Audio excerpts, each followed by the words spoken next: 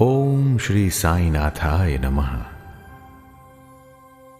बाबा की परम कृपा से आज हम अध्याय 36 को प्रारंभ करेंगे।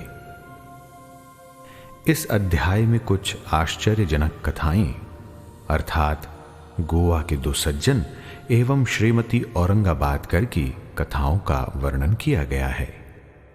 गोवा के सज्जन चमत्कृत बाबा जाने हैं सब, महिला को आशीष दिया तू पुत्र पाएगी अब। गोवा के दो महानुभाव। एक समय गोवा से दो महानुभाव श्री साईं बाबा के दर्शनार्थ शिरडी में आए। उन्होंने आकर उन्हें नमस्कार किया। यद्यपि वे दोनों एक साथ ही आए थे, फिर भी बाबा ने केवल एक ही व्यक्ति से 15 रुपए दक्षिणा मांगी, जो उन्हें आदर सहित दे दी गई। दूसरा व्यक्ति भी उन्हें सहर्ष 35 रुपए दक्षिणा देने लगा, तो उन्होंने उसकी दक्षिणा लेना अस्वीकार कर दिया। लोगों को बड़ा आश्चर्य हुआ। उस समय श्यामा भी वहां उपस्थित थे। उन्होंने कहा, देवा, ये क्या, ये दोनों एक साथ ही तो आए हैं। इनमें से एक की दक्षिणा तो आप स्वीकार करते हैं और दूसरा जो अपनी इच्छा से भेंट दे रहा है उसे अस्वीकार कर रहे हैं।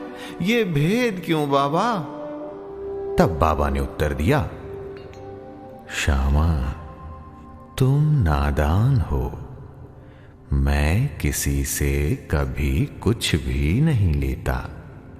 यहां तो मस्जिद माई ही अपना ऋण मांगती है और इसलिए देने वाला अपना ऋण चुकता कर मुक्त हो जाता है।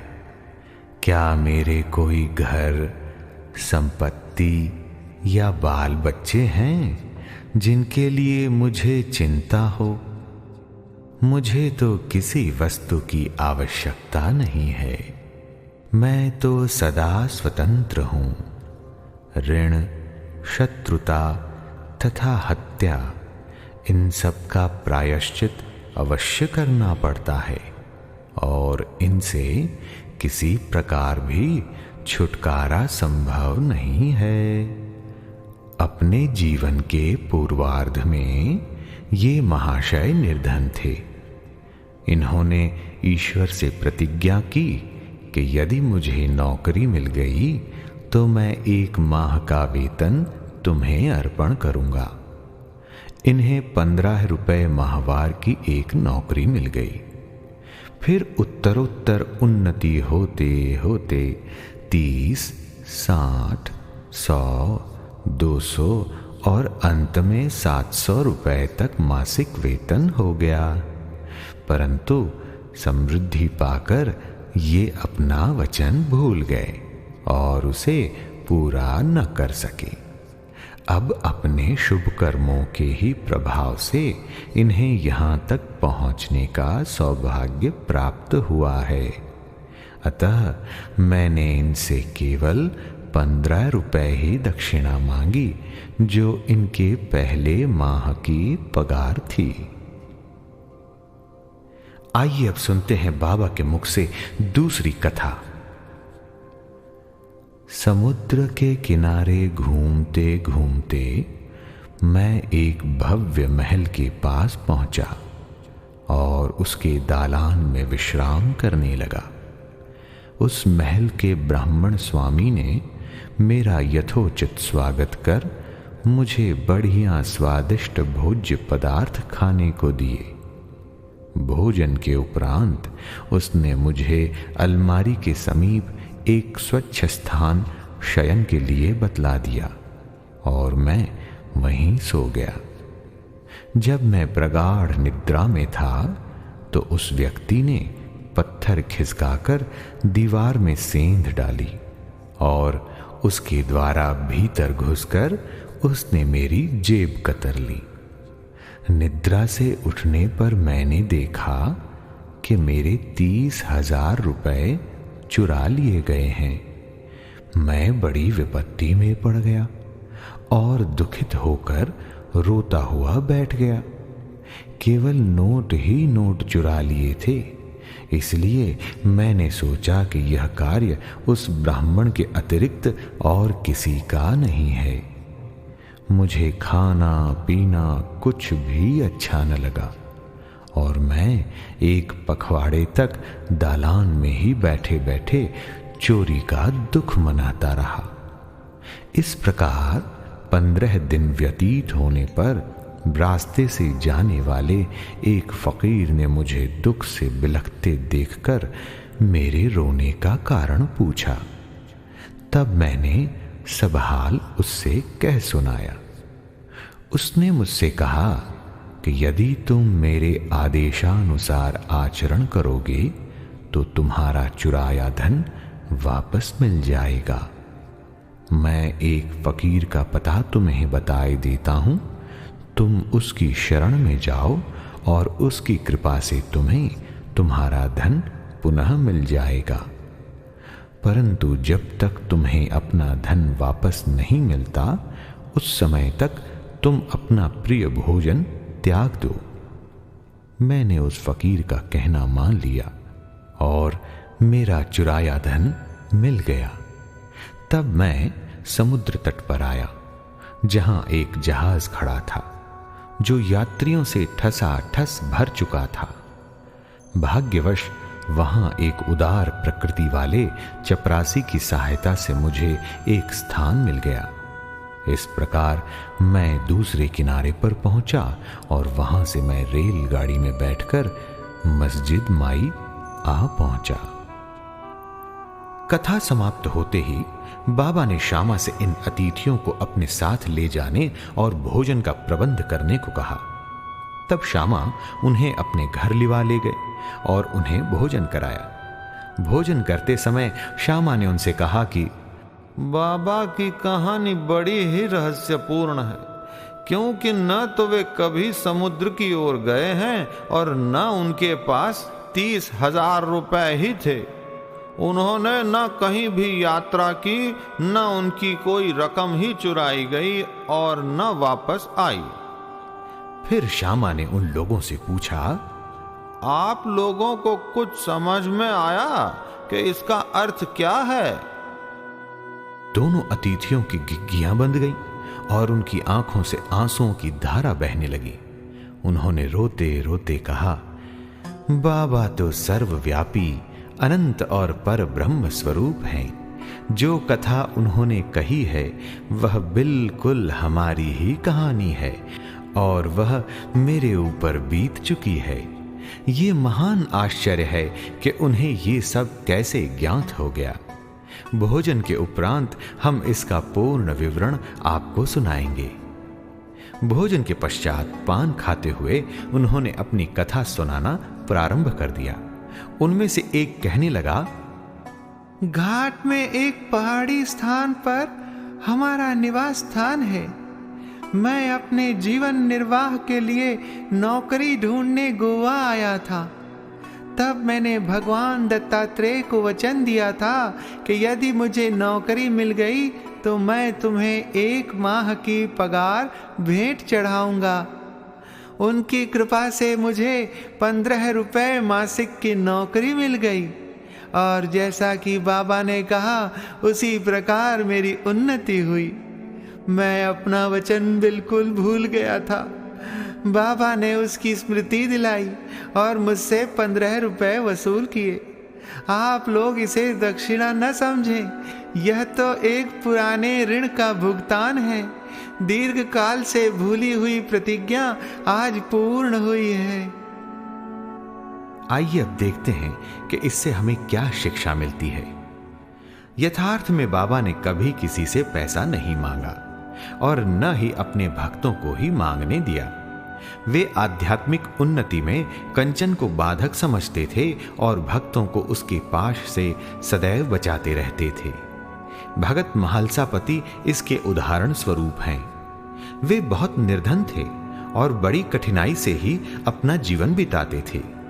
बाबा उन्हें कभी पैसा मांगने नहीं देते थे और न ही वे अपने पास की दक्षिणा में से उन्हें कुछ देते थे।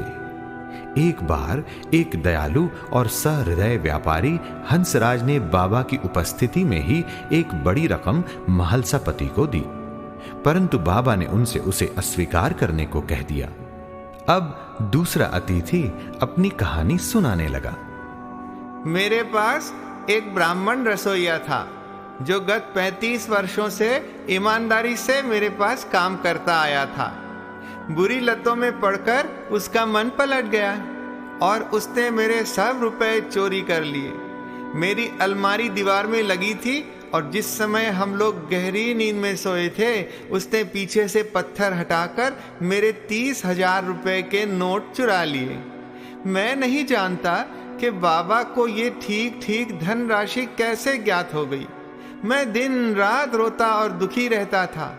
एक दिन जब मैं इसी प्रकार निराश और उदास होकर बरामदे में बैठा था, उसी समय रास्ते से जाने वाले एक फकीर ने मेरी स्थिति जानकर मुझसे इसका कारण पूछा। मैंने उसे सब हाल कह सुनाया। तब उसने बताया कि कोपरगांव तालुके के शिरडी ग्राम में श्री साईं बाबा नाम के एक औलिया रहते हैं। उन्हें वचन दो तथा अपना रुचिकर भोज्य पदार्थ त्याग मन में कहो कि जब तक मैं तुम्हारा दर्शन नहीं कर लेता उस पदार्थ को कदापि न खाऊंगा। तब मैंने चावल खाना छोड़ दिया और बाबा को वचन दिया, बाबा जब तक मुझे तुम्हारे दर्शन नहीं होते तथा मेरी चुराई गई धन राशि नहीं मिलती तब तक मैं चावल ग्रहण नहीं करूंगा। इस प्रकार जब 15 दिन बीत गए तब वह ब्राह्मण स्वयं ही आया और सब धन राशि लौटाकर क्षमा याचना पूर्वक कहने लगा कि मेरी मति ही भ्रष्ट हो गई थी, जो मुझसे एक अपराध हुआ है। मैं आपके पैर पड़ता हूँ, मुझे क्षमा करें। इस प्रकार सब ठीक ठाक हो गया। जिस फकीर से मेरी भेंट हुई थी तथा जिसने मुझे सहायता पहुंचाई थी वह फकीर मेरे देखने में कभी नहीं आया। मेरे मन में श्री साईं बाबा के दर्शन की जिनके लिए फकीर ने मुझसे कहा था बड़ी तीव्र उत्कंठा हुई। मैंने सोचा कि जो फकीर मेरे घर पर आया था वह साईं बाबा के अतिरिक्त अन्य कोई नहीं हो सकता, जिन्होंने मुझे कृपा कर दर्शन दिए और मेरी इस प्रकार सहायता की।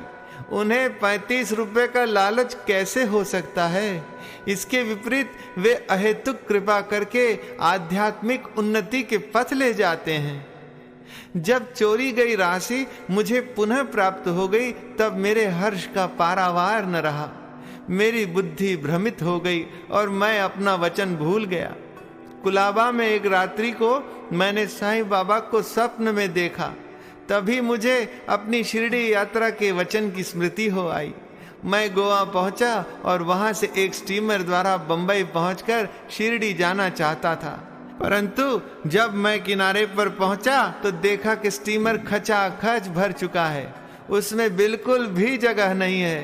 कैप्टन ने तो मुझे चढ़ने न दिया, परंतु एक अपरिचित चपरासी के कहने पर मुझे स्टीमर में बैठने की अनुमति मिल गई और मैं इस प्रकार बंबई पहुंचा। फिर रेलगाड़ी में बैठकर यहाँ पहुंच गया। बाबा के सर्वव्यापी और सर्वज्ञ होने में मुझे कोई शंका नहीं है। देखो तो हम कौन हैं और कहाँ हमारा घर। हमारा भाग्य कितना अच्छा है कि बाबा हमारी चुराई गई राशि वापस दिलाकर हमें यहाँ खींच कर लाए। आप शिरडी वासी हम लोगों की अपेक्षा सहस्त्र गुना श्रेष्ठ और भाग्यशाली हैं, जो बाबा के साथ हंसते खेलते मधुर भाषण करते और कई वर्षों से उनके समीप रहते हो। ये आप लोगों के गत जन्मों के शुभ संस्कारों का ही प्रभाव है जो कि बाबा को यहाँ खींच लाया है।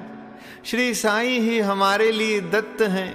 उन्होंने ही हमसे प्रतिज्ञा कराई तथा जहाज में स्थान दिलाया और हमें यहाँ लाकर अपनी सर्वव्यापकता और सर्वज्ञता का अनुभव कराया। इस कथा के बाद आइए सुनते हैं श्रीमती औरंगाबादकर की कथा। सोलापुर के सखाराम औरंगाबादकर की पत्नी 27 वर्ष की दीर्घ अवधि के पश्चात भी निःसंतान ही थीं। उन्होंने संतान प्राप्ति के निमित्त देवी और देवताओं की बहुत मन्नतें की, परंतु फिर भी उनकी मनोकामना सिद्ध न हुई। तब वे सर्वथा निराश होकर अंतिम प्रयत्न करने के विचार से अपने सौतेले पुत्र श्री विश्वनाथ को साथ ले शिरडी आईं और वहां बाबा की सेवा करते हुए 2 माह रुकीं। जब भी वे मस्जिद जाती तो बाबा को भक्त गणों से घिरे हुए पाती।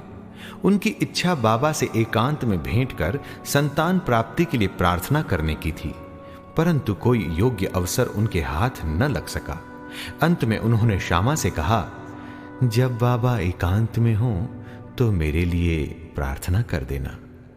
श्यामा ने कहा, बाबा का तो खुला दरबार है, फिर भी यदि तुम्हारी ऐसी ही इच्छा है तो मैं अवश्य प्रयत्न करूंगा, परंतु यश देना तो ईश्वर के ही हाथ में है।